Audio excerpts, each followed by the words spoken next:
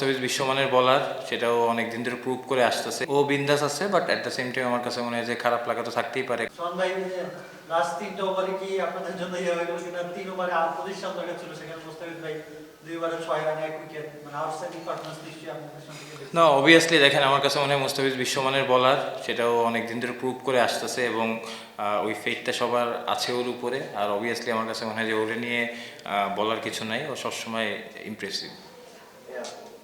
কালকের ঘটনার ব্যাপারে তো হয়তো সবাই জানেন, টিমের মধ্যে এটা নিয়ে কোনো আলোচনা হয়েছে কিনা, ফিজের ব্যাপারটা, আর উনি পার্সোনালি কেমন ফিল করছেন, বা উনি এটা নিয়ে কোনো কথা বলেছেন কিনা আপনাদের সাথে, বা কোনো কিছু মনে হয়েছে কিনা আপনার? না, অবভিয়াসলি ও বিন্দাস আছে, but at the same time আমার কাছে মনে হয় যে খারাপ লাগা তো থাকতেই পারে, কারণ ও যেটা ডিজার্ভ করে আমার কাছে মনে হয় যে এর আগেও আরও বেশি আরও ডিজার্ভ করতো, এবং অবভিয়াসলি ওই জায়গার থেকে থাকতে পারে, বাট আমার কাছে মনে হয় যে হি ইজ ফাইন।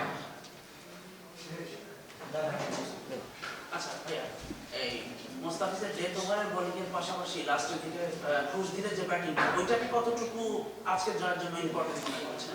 দেখেন, আমার কাছে মনে হয় সব থেকে ইম্পর্টেন্ট, আমরা একটা টিম হিসেবে খেলতে চাচ্ছি। থ্রু আউট দ্য টুর্নামেন্ট আমরা একটা টুর্নামেন্টের মাঝখানে আছি। আমার কাছে মনে হয় যে প্রতিদিন সবাই পারফর্ম করবে না, সো যার যেদিন দরকার, যার যেদিন দিয়ে আসবে টিমের জন্য উইনিং কন্ট্রিবিউট করার জন্য, আমার কাছে মনে হয় সবাই ওই ক্যাপাবিলিটি এবং অ্যাবিলিটি আছে। সো আমার কাছে মনে হয় যে যার যেদিন এরকম সুযোগ আসবে, সে টিমের উইনিং কন্ট্রিবিউশন করার জন্য অবশ্যই তার সেরাটা দিবে। মেদন ভাই, ন্যাশনাল টিমের তো স্পটটা হয়ে গেছে ওয়ার্ল্ড কাপে, মানে আপনাদের পরিকল্পনা কি থাকবে? যদিও কোনো সময় কনফিডেন্স ছিল না, আপনাদের নিয়েই দলটা গঠন করা হয়েছে এবং গত 6-7 মাস একসাথে ছিলেন, মানে সব বাদ দিয়ে আলোচনা, কিন্তু ওয়ার্ল্ড কাপের জন্য প্রিপারেশন কি আপনারা এখান থেকে এখন আরো ক্লিয়ার নিতে পারবেন? না, অফিসিয়ালি আমি আরও জানি না, যেহেতু আমারও ম্যাচ ছিল, আমি সব কিছুর বাইরে ওইভাবে অফিসিয়ালি জানি না। যাই হোক, যদি থাকি আলহামদুলিল্লাহ। আমার কাছে মনে হয় যে আচ্ছা আলহামদুলিল্লাহ। আমার কাছে মনে হয় যে সবথেকে ইম্পর্টেন্ট যেটা, যে পার্টটা আমরা এখন যেহেতু ফ্র্যাঞ্চাইজি ক্রিকেট রংপুরে হয়ে খেলতেছি, এখানে আমাদের সেরাটা দেওয়ার চেষ্টা করতেছি। অ্যাট দ্য সেম টাইম আমার কাছে মনে হয় যেহেতু এটার পরপরই ওয়ার্ল্ড কাপ, সো এখান থেকে যে কনফিডেন্ট বা যে বুস্ট আপটা আমরা পাবো, এটা অবশ্যই ওয়ার্ল্ড কাপে কাজে দিবে।